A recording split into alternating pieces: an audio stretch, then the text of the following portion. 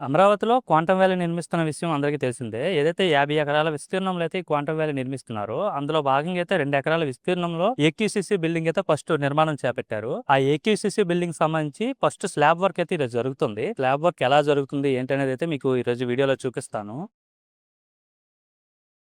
అయితే సైట్‌లోకెళ్ళాలంటే ఫస్ట్ మనం ఎవరు ఏంటనేది అడిగేసి ఫస్ట్ అయితే సేఫ్టీ ప్రికాషన్స్ అయితే కన్ఫర్మ్‌గా ఫాలో అవ్వాలి. తీసుకుందాం హైవీసీ అండ్ హెల్మెట్స్.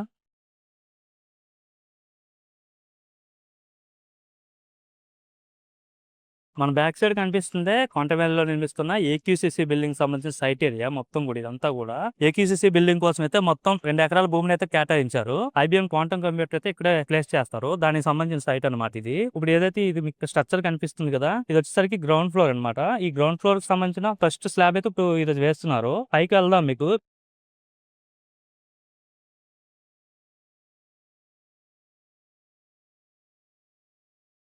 మీకు ఇప్పుడు లైవ్ లో చూపిస్తాను స్లాబ్ వర్క్ ఎలా జరుగుతుంది ఏంటనేది, క్వాంటమ్ వ్యాలీకి సంబంధించిన ఫస్ట్ స్లాబ్ అనేది. నాతో రండి. మొత్తం ఇది సంబంధించిన సేఫ్టీ వాళ్ళు మొత్తం అంతా కూడా ఇక్కడ ఉన్నారు. చూడొచ్చు మొత్తం అదంతా కూడా బూమ్ పంప్ అనమాట. బూమ్ పంప్ అయితే కాంక్రీట్ అనేది డైరెక్ట్ గా ఫ్లోరింగ్ లో వస్తుంది, ఫ్లేవర్ వస్తుంది. స్లాబ్ చేయాల్సిన ఏరియా వచ్చేసరికి మొత్తం 4000 ఎస్ఎఫ్టీ అనమాట. ఈ 4000 ఎస్ఎఫ్టీ కి సంబంధించి అయితే ప్రెసెంట్ అయితే స్లాబ్ వేస్తున్నారు.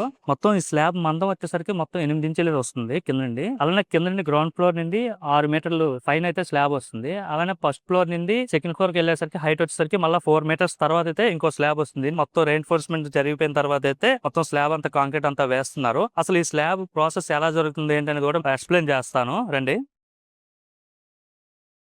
మీకు అసలు కింద నుండి కాంక్రీట్ ఈ ఫస్ట్ ఫ్లోర్ పైకి ఎలా వస్తుంది ఏంటనేది మీకు ఎక్స్ప్లెయిన్ చేస్తాను. కింద చూడొచ్చు కంటైనర్ లాంటి వెహికల్ కనిపిస్తుంది కదా, అది ఆర్ఎంసీ అనమాట, అంటే రెడీమేడ్ కాంక్రీట్ అనమాట.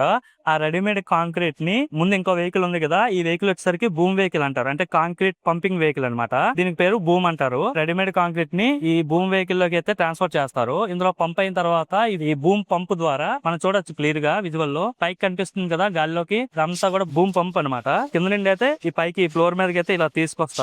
తీసుకొచ్చి ఆ పంపు సహాయంతో అయితే కాంక్రీట్ అనేది కింద పడుతుంది, ఫ్లోర్ మీద పడుతుంది. ముందు కదా చాలా ప్రెజర్ ఉంటుంది అనమాట. ఫ్లోర్ అంతా కూడా ఆ పంప్ అనేది మూవ్ అవ్వాలి కదా. ఈ ఆపరేటర్ ఉంటారు ఇక్కడ, ఈ రిమోట్ కంట్రోల్ ద్వారా అయితే దాన్ని బూమ్ పంప్ అయితే అటు ఇటు మూవ్ చేస్తారు. ఈ విధంగా అయితే మొత్తం ఏదైతే 4000 ఎస్ఎఫ్టీ అని చెప్పా కదా నీకు, మొత్తం ఫ్లోర్ ఏరియా, ఈ ఫ్లోర్ ఏరియా అంతా కూడా స్లాబ్ అయితే వేస్తారు మొత్తం కూడా.